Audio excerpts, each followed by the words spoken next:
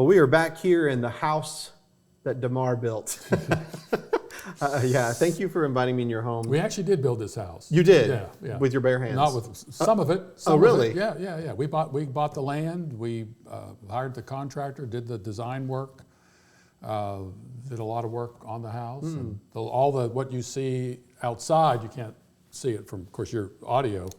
But all the stuff we did, this was just a blank slate when we moved in here in yeah, year it's beautiful. It really is beautiful here. My wife, where I live, is a house that her grandfather built with his own hands with the lumber that came off of the land. They built their own sawmill. They did it all. I know, that was it. They think about it, all that too. I mean, and it goes years back without electricity. Sawmill. They had sawmills running without electricity. I mean, it's really amazing the skills people had back in those days. It is, and that, which reminds me back in part one when you said about the state of the economy and how we didn't have, how people can't buy houses today. And I agree. I see a lot of young people. I employ a lot of younger in their mid-20s that they can't afford to buy a home in the mountains of Western North Carolina. It's very expensive to live there, but it's still they can't, and it's unfortunate. But when you look back 100 years ago, people knew how to do more than they do today. Today we turn on Netflix and we look at YouTube. Back then you learned a skill or a trade, and you could build a home off the land, and there weren't a whole lot of restrictions. True, and I think another aspect of it all, that the homes that when I grew up, they were small. I mean, we had, I think about 800 square feet. My house is 984 square feet, and I love every square inch of it, and I don't want any more. And that was one car garage. So now we have 2 cars. Yes. And when we first moved there in 1955, I was 5 years old. There were 2-foot square patio pavers. There was no yard. You had to do your own yard work, put it in. You had those gravel in the driveway, and over the years, everybody ended up getting concrete driveways, changed the walls and so forth, and widened the place where the driveway was in order so you get 2 cars in there, and the yards were big, but now we want big homes. Here I am saying this is a pretty big home, but it took us quite a few years to get to this point. I remember the first house we moved into. So there's a lot going on. It's not just the fact that homes are more expensive. We want more in homes today. Sure. And there's a whole lot more in the homes that we didn't have. I mean, the dishwasher, my brother and I were the dishwasher. That's right, so was I, yeah. So garbage disposal, no, we took the trash out. That's exactly right. It's just, so things that, there's a lot more to it than just saying homes are more expensive today. We want more today. We do. And we think we deserve more today, and we should have all those things. We do. And young people, I think, it's going to be tough for them. So, It is. Well, where we ended in our first part, I had said that I wanted to talk about, of course, we're talking about your book, The Case for America's Christian Heritage. And there's a section in one of your chapters where you talk about the state constitutions and how they mention God in each one of them. And but there was one in particular, your home state, well, not your home state, but the state you live in now, Georgia. It mentions General James Oglethorpe conceived a plan to provide a refuge for persecuted Protestants of Europe. And on June 9th, 1732, he was granted a charter by George II to establish a new colony, and Oglethorpe named his colony Georgia. And he was motivated primarily from strong Christian principles, which are evident in his denouncement of slavery, which I thought was interesting, because when I think of Georgia, I automatically think of cotton and slavery. and Gone with the Wind. And Gone with the Wind, absolutely. And so it says in London in 1734, he praised Georgia for its anti-slavery policy. Now I want to remind my listeners that anti-slavery, that is a biblical principle. Man stealing was wrong. Yeah, okay. I think this is where we need to make some definitions here. Yes. Because there were people who came over who were indentured servants. Yes. They were paying off debts. You didn't, for property crimes, for the most part, people didn't go to prison. They worked off their debt, which is a biblical idea. And even in the Constitution, dealing with the abolition of slavery as we know it, it did not get rid of the idea that a person paying off a debt could be forced to do so. So indentured servitude, typically you pay it off, you're out of it now, was something that was prevalent in the Bible and prevalent in the colonial era. So when we're talking about slavery, as we use the word today, it is man-stealing, and in, I think it's Exodus 21 or 22, I can't remember. Man-stealing was a capital crime. You could be executed for man-stealing, kidnapping. And if that law had been applied in the colonies, we never would have had chattel slavery in what is today the United States. But you mentioned Oglethorpe, the statement, slavery, the misfortune, if not the dishonor of other plantations, is absolutely prohibited. Let avarice defend it as it will, there is an honest reluctance in humanity against buying and selling and regarding those of our species as our wealth and possessions. The name of slavery is here unheard, and every inhabitant is free from chosen masters and oppression. Slavery is against the gospel as well as the fundamental law of England. We refused as trustees to make a law permitting such a horrid crime. Can you imagine if we had followed this, if Georgia had followed this, Right. and the rest of the South and the rest of the United States had followed this. This was a biblical principle. It's unfortunate that you find a lot of Christians who defended slavery in terms of the Bible, but they were even misreading the Bible on all this. The Bible prohibits man-stealing. And going over into the African continent and taking people who were, by the way, let's be honest here, Africans were being sold by Africans. We didn't have to buy them. We didn't have to participate in all that, but unfortunately we did. And we're still paying the price for this, not only in terms of the nation itself, but from black families today who have dealt with discrimination in the United States for some time, and even even today. So Oglethorpe's statement here, I think, is something that's just too bad that it was soon forgotten. Yeah, and I like what you said right after that. You say, quote, Oglethorpe's words were not heeded. The horrid crime of slavery was soon introduced to Georgia. In 1750, the law prohibiting slavery was repealed, and Georgia became a slave-worked plantation colony like its neighbor, South Carolina. And if the Bible had been followed on the prohibition of man-stealing, America never would have been cursed with the sin and crime of chattel slavery. End quote. Yeah, and like I said, we've talked a lot on our show about slavery and its effect. My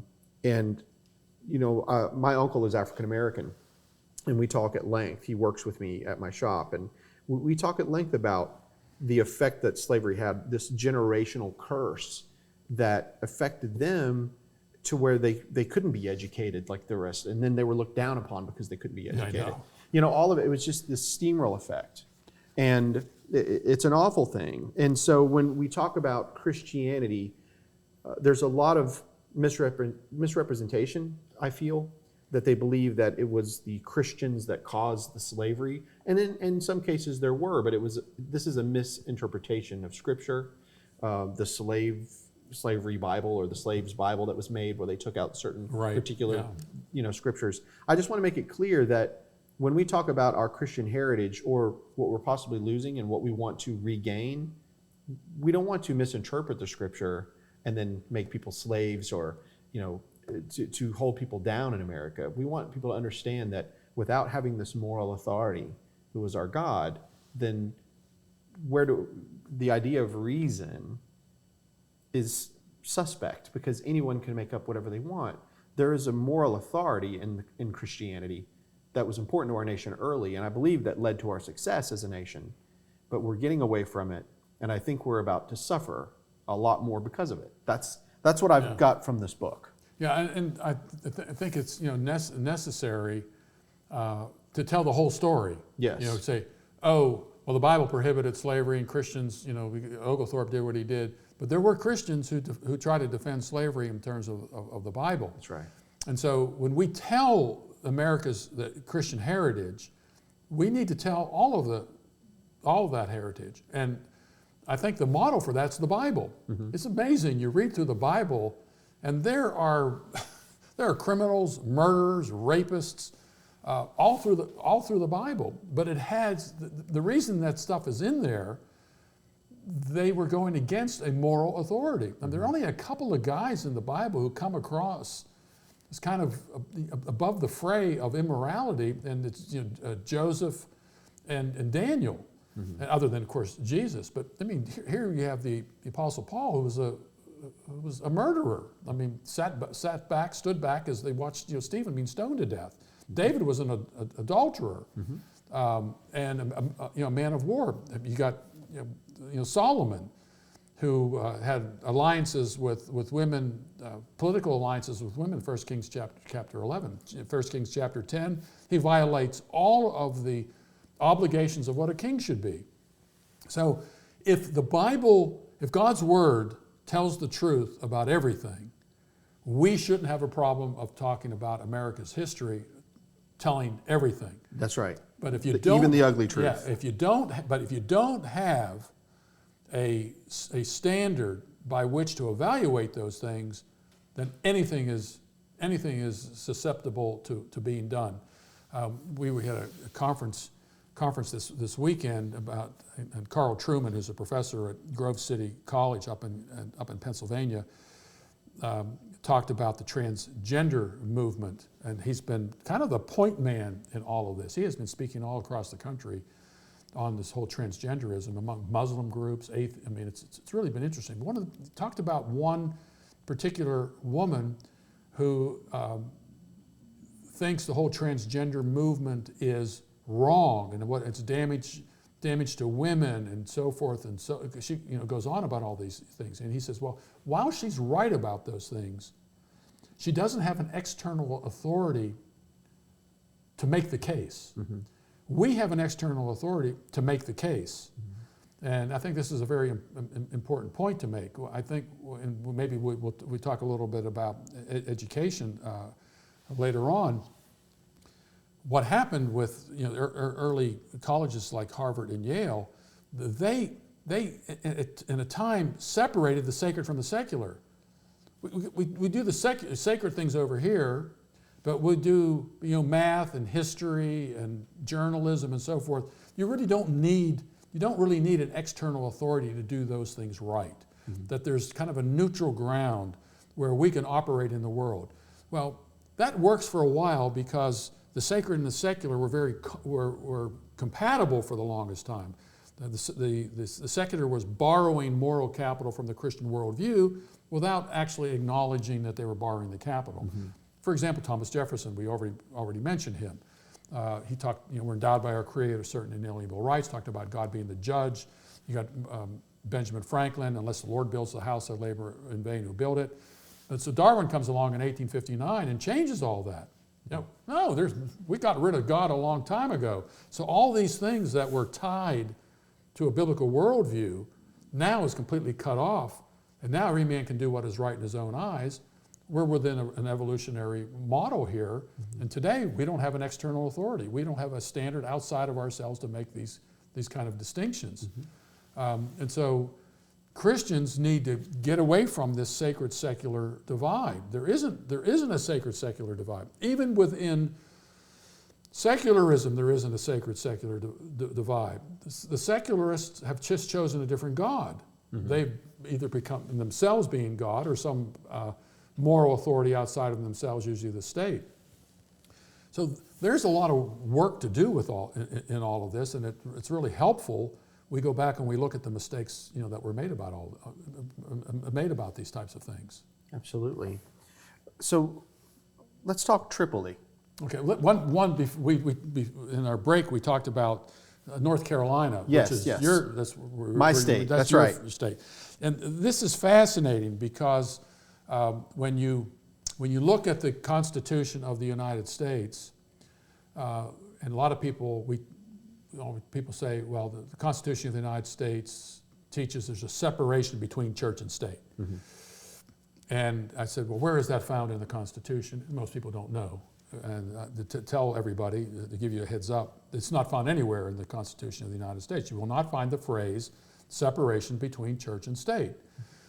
But I believe, as a Christian and someone who believes the Bible, that there is a jurisdictional separation between church and state. We won't get into all that here, but the church is a separate government, and the civil magistrate is a separate government as well. They have different realms over which they have obligations to rule. And that's a biblical idea. You had Moses as the secular, the civil ruler, and you had Aaron, who was the ecclesiastical ruler. You had civil authorities, Exodus chapter 18, and then you had priests. So there was this jurisdictional separation between church and state that should not be breached. So the Constitution of the United States, the First Amendment to the Constitution, is very clear. And keep in mind that the states were the ones who wanted this what we know today as the Bill of Rights, these amendments added to the Constitution. And the first one that we have is, Congress shall make no law respecting an establishment of religion or prohibiting the free exercise thereof. Mm-hmm. But notice the prohibition is addressed to Congress. Congress shall make no law. Now, why was that in there? Because the states were permitted to make their own laws regarding religion. And that we look at all of the states at that particular period of time, and you will see that they had their own constitutions and their own statements about religion and relationship between the religion and the civil magistrate. Probably the only one that wasn't as keen on that was Rhode Island. Roger Williams in Rhode Island went a little different path, but even Rhode Island believed God was the standard for the civil magistrate as well as for the church. They just had jurisdictional responsibilities. So you look at North Carolina's Constitution. The 1776 Constitution upholds religious freedom. Article 19 reads, all men have a natural and unalienable right to worship God according to the dictates of their own consciences. Article 32 is more specifically Christian in content.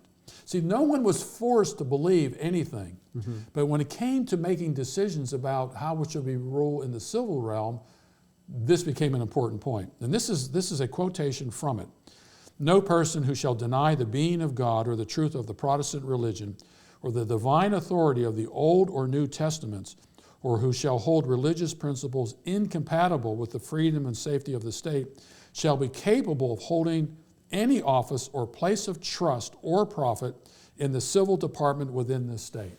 I mean, think of that. Yeah, you shall deny the being of God. No person who shall deny the being of God. Yeah, there was the time that you could not sit on a jury if you were an atheist. They would ask you, do you believe in God? If you didn't, you couldn't sit on a jury. That's right. I read it somewhere in your book where it talks about they cannot avow atheism or profaneness or drunkenness and things like that, right? The magistrates, they were... And people say, well, that's just horrible. Okay, all right, you say that.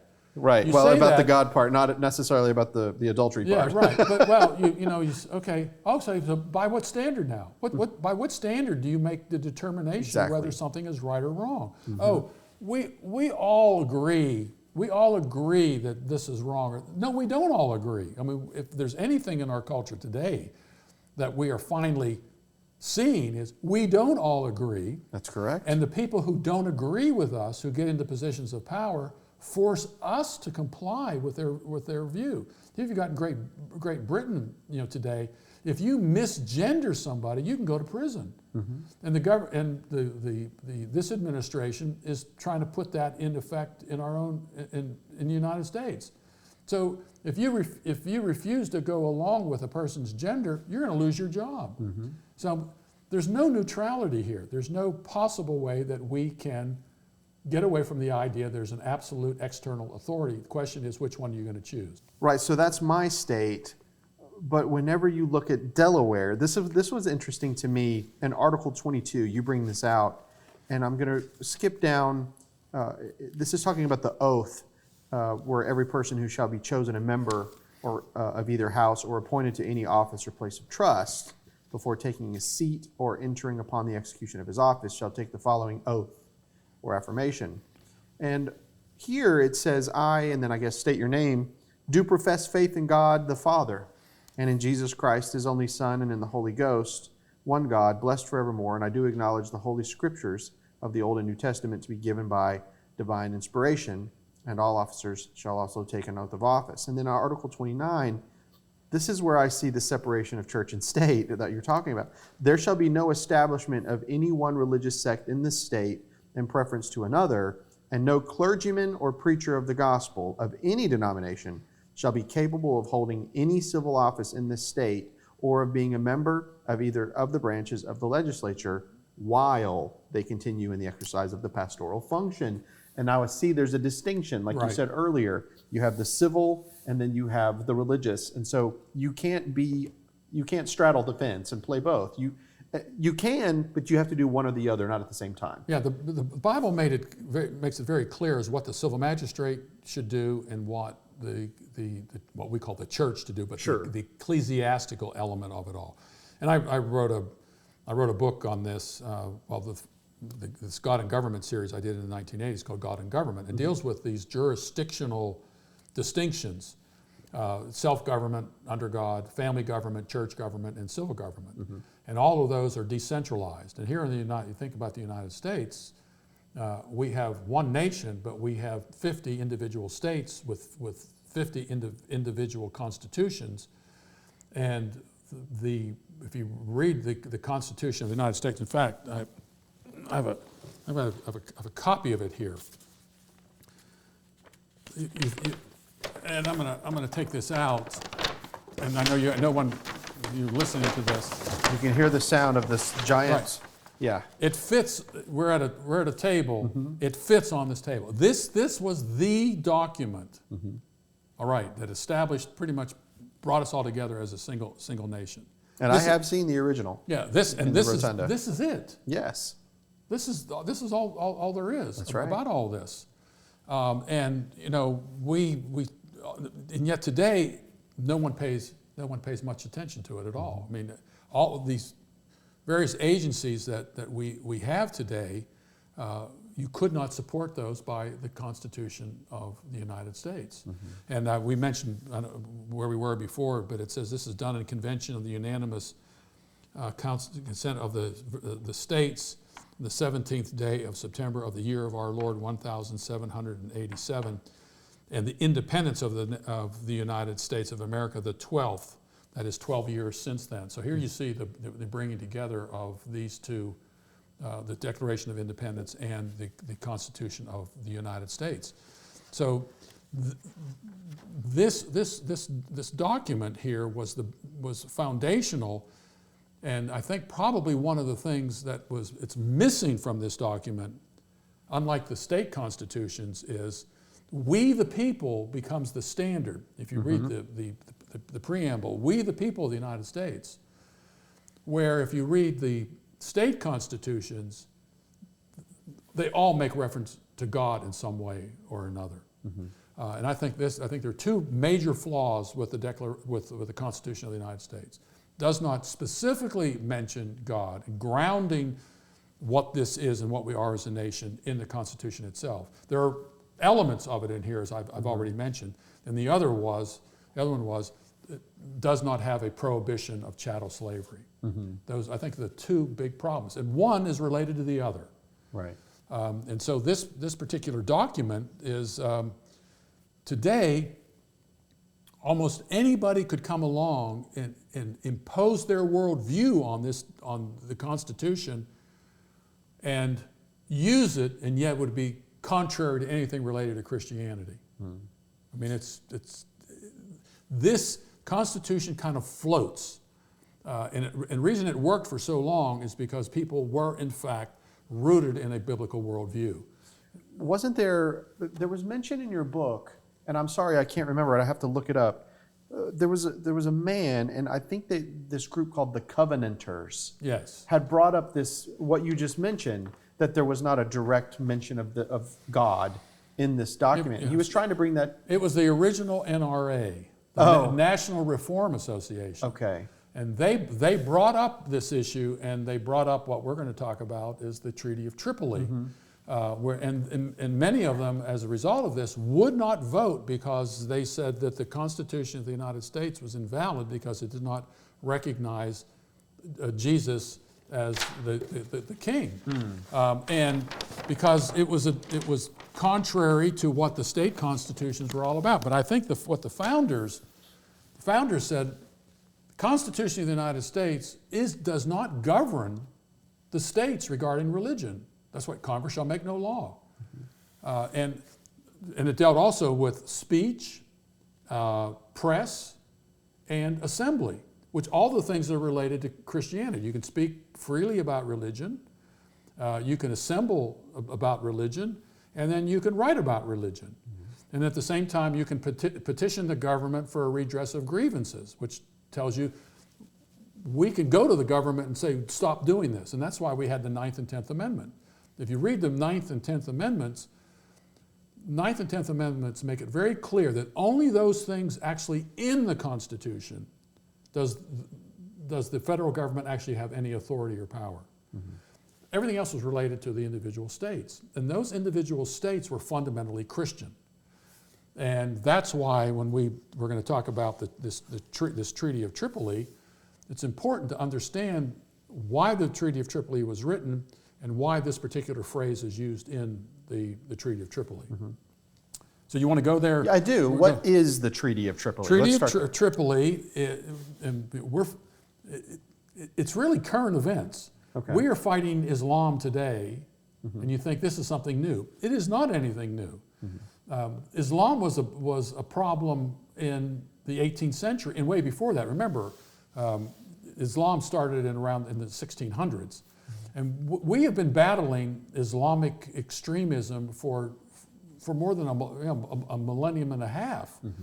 And what was happening in shipping lanes in the Mediterranean area, which Tripoli is right in the Mediterranean, ships were being commandeered by these Muslims, and people were being kidnapped, violation of the Bible, were kidnapped, and many of them were Christians. And we weren't a power back then. So 1776, 1787, we didn't have an army, we didn't have a navy, and so we were literally being held hostage. We had to pay ransom to the Muslims in order to get these people who were being kidnapped from these ships in this place called Tripoli. And what's the Marine hymn? From the halls of Montezuma to the shores of Tripoli. And so all of this was historical during that particular period of time as to what was going on. So by 1787, in fact, John Adams and Jefferson, they were negotiating with the Muslims over these issues of people being kidnapped and so forth. And that we were having to pay money in order to get them back. But by 1790s, things changed. We were putting together a navy that could actually fight and do something about all this. And so to rectify this, a treaty was put together called the Treaty of Tripoli, which was drafted in 1797. So that date gives you some idea of where we were. By then, we could go up against the Muslim nations and get our people back. That we wanted a treaty. And the treaty was drafted during George Washington's administration, but it wasn't implemented until John Adams' administration. Adams followed Washington. And what you find among the history books here is that the first time I saw the Treaty of Tripoli, it was a magazine cover. I think it was the Liberty magazine, and on it, Liberty magazine on the front page, it maintained that George Washington said that the United States of America is not in any sense founded on the Christian religion. You weren't told what this was from, but the claim was made that George Washington had said this. Well, George Washington never said any such thing. And you will find this, Norman Geisler, who is a Christian apologist and so forth, in a book that he wrote, because it's Man the Measure, he uncritically accepted the Encyclopedia of Philosophy's conclusion that the Treaty of Tripoli and George Washington had a part in it. And it's amazing to go through the historical record on the Treaty of Tripoli and how many of them attributed it to George Washington. Well, George Washington didn't write this treaty. A fellow named Joel Barlow did. And it was put into effect in 1797 during John Adams' administration. Let me read you the part of, this is Article 11 of the 1797 Treaty of Tripoli. And I'm going to stop at a certain point. Okay. As the government of the United States of America is not in any sense founded on the Christian religion. That is in this treaty. It's there. Comma, hyphen, as it has in itself no character of enmity against the law, religion, or tranquility of Musselmen. They were Musselmen, but really Muslims. And as the said states of America never have entered into any war or act of hostility against any Mohammedan nation, it is declared by the parties that no pretext arising from religious opinions shall ever produce an interpretation of the harmony existing between the two countries. Now, what does that mean? That it says here that the United States is not in any sense founded on the Christian religion. Remember, this is dealing with Muslim nations. We talked about a jurisdictional separation between church and state here in the United States, biblically in the United States. But that isn't the case in Islam. Islam is, there is no jurisdictional separation between church and state. And what the Muslims were reading, remember, this is 1797, it's 1787, the Constitution of the United States really wasn't put into effect until 1791. So what were these Islamic nations actually looking at and determining what the United States was all about? The state constitutions. They were reading the state constitutions. They saw in the state constitutions that this is a Christian nation. But we have this jurisdictional separation between the civil magistrate and the churches. The Muslims didn't see it that way. They saw us as a Christian nation based upon what they read about in our state constitutions. So when it says here, as the government of the United States of America is not in any sense founded on the Christian religion, as it has in itself no charter or enmity against the law, religion, or tranquility of the Muslims. The simply stating here is that we will not use the Christian basis for the state constitutions. It's not stated here like that. We're not going to impose this upon you. We have a jurisdictional separation between church and state. Even Christopher Hitchens, remember the famed atheist Christopher Hitchens? He even admitted that was the purpose of the Treaty of Tripoli. So this is a 1797 treaty. Well, there was an 1805 treaty. And you will find in the 1805 treaty that phrase is taken out. Because things had changed dramatically with how we were now much more in a power position with the Muslims. And there was some criticism that Joel Barlow, who had put this whole thing together, there's some question about there actually being different renditions of this treaty and so forth. I don't take that argument. I take the argument is this was put in here to assure the Muslims that we would not use our power and authority to impose Christianity upon them. I think that's the basis of the phrase. Because the state constitutions were explicit in terms of their Christianity. So you can go through the history of this and see all of this. I cover this in my book, The Case for America's Christian Heritage in much more detail, because parents may end up, they send their kids to public schools, they send their kids to college and so forth, and this may come up, and this chapter really lays it out in much more detail than I'm giving it here. Yeah, and you bring up a good point. Let's segue into that about education, can we? Yes, we can. So something that I've heard you say is he who rules the schools rules the world, right? Yes. So in your book, you mention education, and I like how you talked about the Nazi regime. Now, you feel free to talk about it any way you want, but the one thing that I did notice is that Hitler made it very clear that he needed to access the youth to truly change the nation. And so he did that. He changed the educational system. He took over all the schools. He just took them over. And he basically said, I will train up a new generation. You, the older generation, you'll pass on. But this new generation will be in a new camp. You'll be in the Nazi regime, the 1,000-year Reich. Right. He understood, if you want to change a nation, capture the youth, and the way you capture the youth is capture the schools. And this is true everywhere. Yes. You go back through. It's true here. It is true here. We go to the Bible.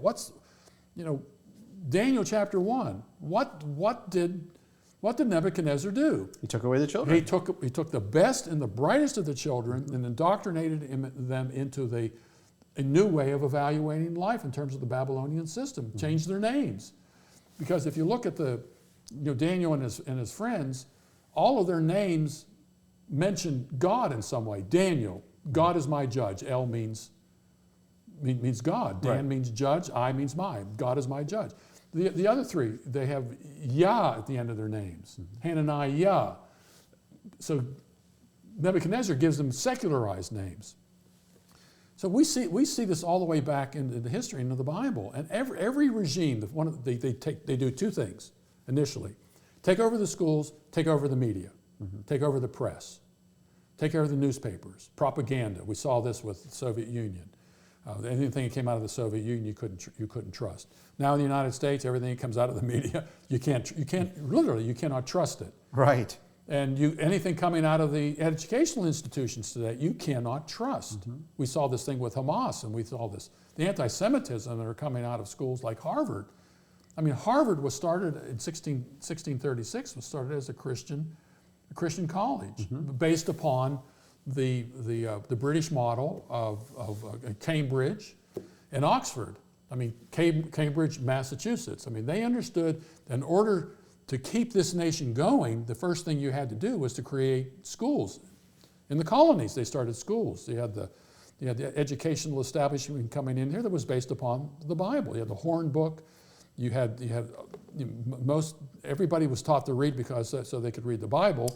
You mentioned a primer. There was a primer in that book, where all of it was based on the Bible in that early education. And they knew if you studied the Bible, you could see how the Bible dealt with this jurisdictional separation between church and state, and how you did not want to give power to a civil government.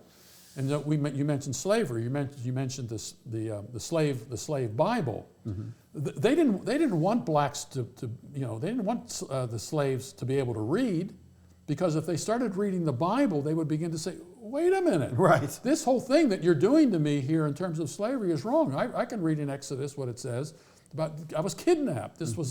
So they kept them from reading. If you've ever seen the original series of Roots, another reason they didn't want them to read is so if they ever escaped, they wouldn't be able to read road signs or anything else.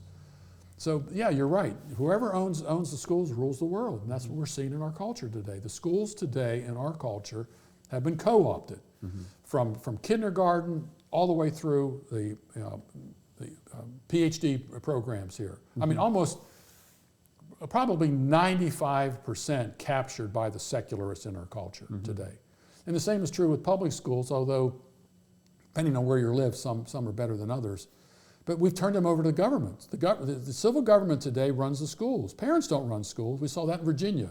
Remember, they were, wait a minute, man, you send your children to these schools today, now they're under our authority. You don't know what you're talking about. Who was it, McAuliffe, the governor who was running for governor, said the parents don't have any say-so in the education of their children, which was probably the turning point in the election for governor, because parents said, wait a minute, we're paying taxes, these are our kids.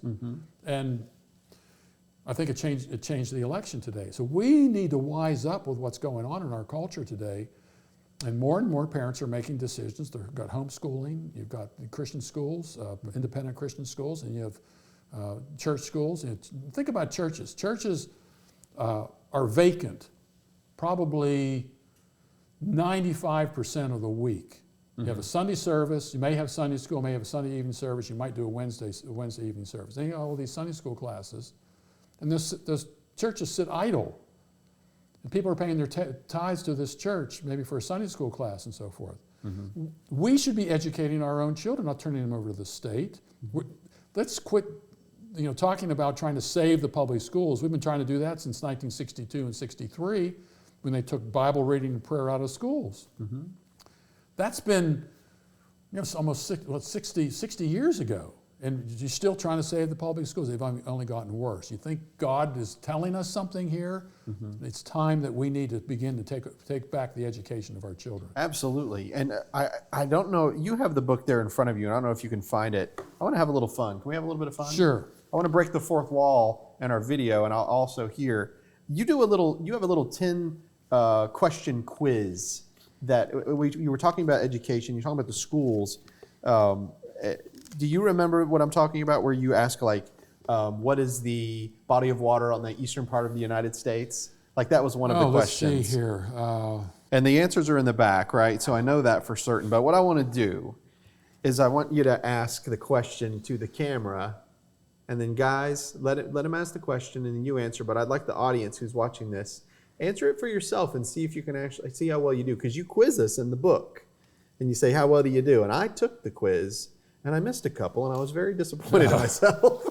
So if he's going to be talking to the audience, then he's Look at that camera there, Okay. yeah. Well, I would say look at this middle camera, Yeah. and then look at us too. Okay, yeah. So first address the camera, and then look at us. Okay, so I'm addressing you guys. Yeah, we're breaking the fourth wall. Okay. Just let him address you. All Break right. the fourth wall. Yeah, okay. So this is part of a citizenship test, and it is on page 76 for my book, The Case for America's Christian Heritage. And what is the supreme law of the land?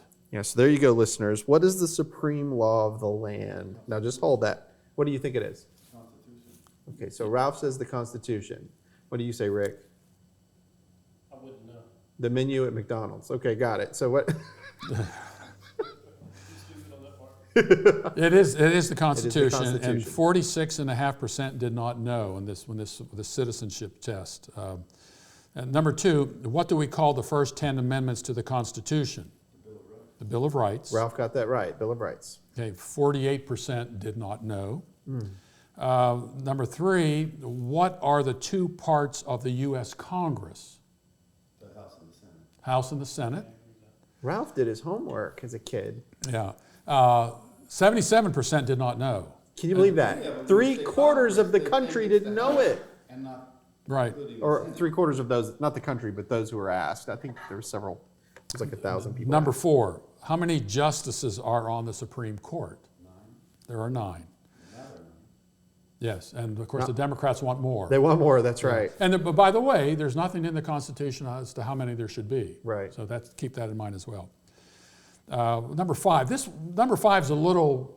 You have to nuance this one a little bit. Who wrote the Declaration of Independence? I would ask the question: who had the most influence on the Thomas Jefferson?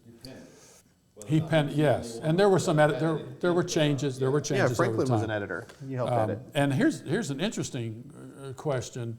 I'll add this one, and that is,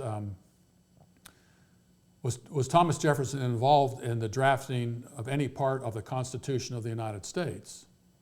He was part of it because he was friends with the people that were writing. Yeah, but he was not there. Right. But He was in France at the time. Right, but he was also corresponding with people, and they also knew what he thought. Did you know that, Rick? But he was not there. That he was not there? I did not know that. And this is an interesting point. The phrase the separation between church and state comes from a letter that Thomas Jefferson had written to some Baptists in Connecticut, where he uses that phrase. And that phrase, the separation between church and state, has become a substitute for the First Amendment, which says Congress shall make no law respecting an establishment of religion or prohibiting the free exercise thereof. So Jefferson, who wasn't even there at the Constitutional Convention, his phrase that's used is a substitute for what the Constitution actually says, which is kind of interesting. Rick, there's a show called About John Adams. It's put out. Yes. It deals with some of this too. You might like that. Yeah, it's got Paul Giamatti in it. Is that what you're talking about? It is. Yes, yes. Okay. This is number 6. What ocean is on the east coast of the United States? The Atlantic Ocean. Very good. Rick says Okay. the Atlantic. That's And good. that people, 29% got that, did not know. In addition, 12.1% got it wrong. Number 7, what are the two major political parties in the United States? Republican, Democrat. Republican, Republican. and that has changed over the years, going all the way back to the founding. And again, Political parties are not part of the Constitution of the United Absolutely States. not. Yeah. I was going to say at the time of the writing of the Constitution, there weren't a Republican and Democrat party, right? Yeah, Well, yeah. the fact that they also flipped, Yeah, they did. Yes, yeah. well, I imagine most people don't realize they actually flipped. Yeah. For those of you who didn't hear, Rick is saying that these parties had flipped, over time, and that's true. Because I know the Democrats of the 70s that are still Democrats today, but their party's not the same as it was. They were Right, more right. Republican. Number 8, we elect a U.S. Senator for how many years? The other 2 and 6. No, There's a 2-year term and a 6-year term. yeah, we elect a U.S. Senator for how many? Oh, U.S. Senate. Yeah, yes, the 6 years. Only 14.5% got it right. Number 9, who was the first president? George Washington. George Washington. Oh, yeah. And there's a little bit of debate about that. There were kind of presidents of the Congress and so forth and so on, but he was How many people got that right or wrong? 26.5 got it right. Think about that. 26.5 got it right. And here's, I'll throw this All the one. questions on there, that ought to have been the one that everybody got. Yeah, You'd think. yeah. I'll throw this one out. George Washington was given a nickname by political theorists at that particular period of time. Do you know what it was? We have a city in the United States named after this individual. I do know this. I just can't recall it. I do, but I've heard this before. Cincinnatus. Oh, that I did not know. Cincinnatus. He came in for Rome to rule, did his job, and then left. Didn't want to become a king and so forth. Right, That was the same thing with George Washington, is that because there was no limit the number, because FDR, remember, went through 4 administrations. He finally passed an amendment. He couldn't do that. But they could have made him a king if they wanted to. But no, he did his job. He didn't want it. That's interesting, Cincinnatus, because what I was thinking was Old Hickory, and that was Andrew Jackson's Old Hickory in Old Hickory, Tennessee. I was off on that. Cincinnatus. It's not something that's known very well. Number 10, who is in charge of the executive branch? The president. The president, right. Very good, Rick. the 26 got that right, 26%. Well, and I think that's important. That's why I wanted to bring it out and have a little fun with this, is that this is our public education system, and yes, we did answer it. But you'd be surprised how many people can't answer these questions. I know. And think, these are basic fundamental questions that you should have gotten in a civics class. When I was in 9th grade, we took a civics class. And today, people have no idea how our system works. I love these man-on-the-street interviews where they're asking these people questions, and usually they're 2 people. One person oftentimes knows the answer, and the other person doesn't have a clue. But if you went on all the stuff we've discussed in these two episodes, and asked people the questions that we dealt with, they wouldn't have the slightest idea what we were talking about. It's Right. like foreign language to them. It is. Yeah. It really is. And let me say one thing.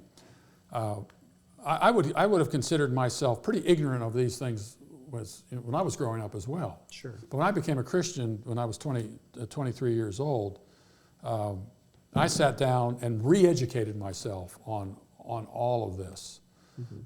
So I don't consider myself a scholar by any means.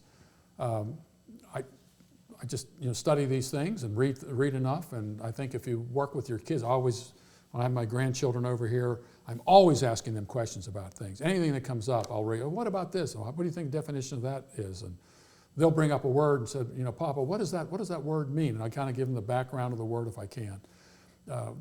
We need to take over the education of our children, and it doesn't always mean that you do that in the classroom.